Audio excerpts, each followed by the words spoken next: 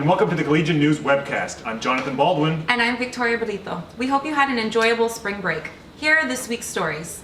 The Brownsville City Commission held a workshop regarding the city's capital improvement plan. The CIP focuses on preserving the city's infrastructure while ensuring the efficient use of public funds. Creating a CIP or capital improvement plan. We started way back in October 2013. We started the planning stage. Once the 5-year CIP is completed, it will be presented to the City Commission. At the same time, when we present the CIP to the City Commission, obviously we're going to get some input from the City Commission as to what projects they desire to be added to the program. You know, just kind of getting the feedback. I think pretty much every one of these commissioners here knows some of the areas that we need to address.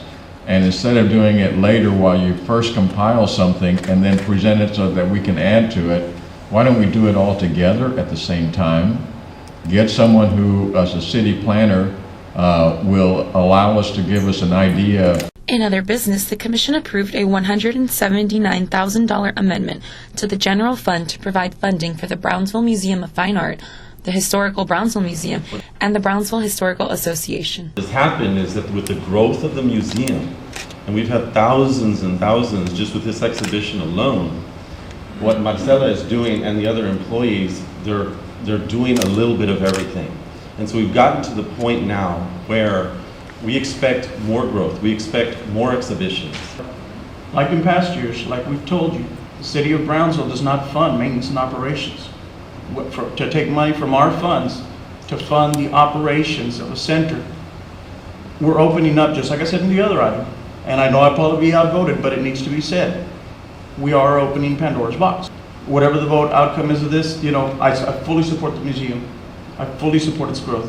The vote on the budget amendment was 4-1, with District 1 Commissioner Ricardo Longoria casting the dissenting vote. Commissioner at-large A. Estela Chavez Vasquez was absent from the meeting. The next Brownsville City Commission meeting will take place at 6 p.m. Tuesday at City Hall. The Student Government Association will consider spending $500 on wooden plaques for its executive board members during today's meeting, scheduled at 1 p.m. in Cortez Hall 118. The Senate tabled a vote on the resolution during its March 3rd meeting because of incorrect wording on it. A search for the most cost-effective manufacturer will also be conducted. We will go and just table this and propose it on to the next meeting after spring break. In other business, the Senate approved a resolution granting the American Marketing Association $100 for the rental of a venue for its local business mixer and $50 for marketing materials. The community mixer will take place from 7:30 p.m. to 12:30 a.m. April the 5th at Galleria 409 in downtown Brownsville. The Senate also set aside $1,500 for a leadership conference it will co-sponsor with student engagement for the campus community and future leaders from various Rio Grande Valley school districts. The Senate also approved spending no more than $1,200 to cover expenses such as food, rental fees, and table decorations for a banquet to recognize student leaders throughout campus. The event is scheduled April 11th. UT Brownsville Student Health Services conducted a town hall meeting March 4th to inform students about the consequences of underage drinking. The event, which was moderated by Marilyn J. Woods, Executive Assistant to UTB President Juliet V. Garcia, included a panel of experts that specialize in substance abuse, mental health, the legal system, employment, law enforcement, and medicine. The panelists provided information and answered questions from the audience. My question to you is that how to set an example to a minor. Be brave, okay? Because, you know, we think that when we're having to confront a situation like this, that we have to have all the information and we have to have all the expertise.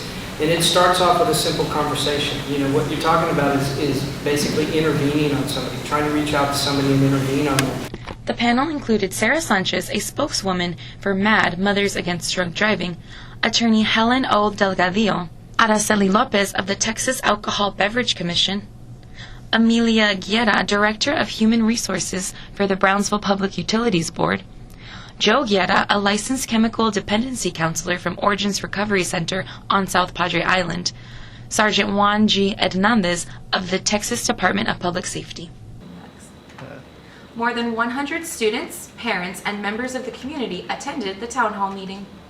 Weed or alcohol? Reporter Anthony Cano finds out what students believe to be more dangerous.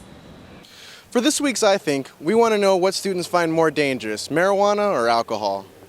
This is what they had to say. Marijuana, I feel, is more dangerous legal-wise because if you get caught, you go to jail or you get a misdemeanor or something like that. But alcohol-wise, it affects your kidneys, you can get cirrhosis. There's a lot of problems. But overall, I think alcohol is a bit worse health problem if you look at health-wise. Do you feel marijuana should be legalized? I think marijuana would help the economy if it was legalized. But if marijuana gets legalized, I feel other drugs will get legalized too. Personally, I think they're both just as dangerous. I feel that alcohol is a danger as to the person and as to everyone, especially because sometimes people don't really consider that when they do drink, they're putting other people's lives in danger when they drive and things like that. Also, marijuana, I think most people say that it's not bad, but actually in the long run, it is just as dangerous because you end up having short-term memory. So, I mean, I think they're both equally dangerous. Do you feel marijuana should be legalized? No, I don't. I think we're fine the way we are. Yo pienso que la marihuana es más peligrosa porque puede provocar a la persona que sea adicta a ella y es lo que puede producir que empiece a consumir otras drogas más fuertes. I think alcohol is more dangerous, mainly because it's more accessible to everybody. You could just go down to a store, any store, get some. And marijuana, it's not like they have it in every store, so. For the Collegian News, I'm Anthony Cano. Thank you for joining us this week. I'm Jonathan Baldwin. And I'm Victoria Brito. Have a great week.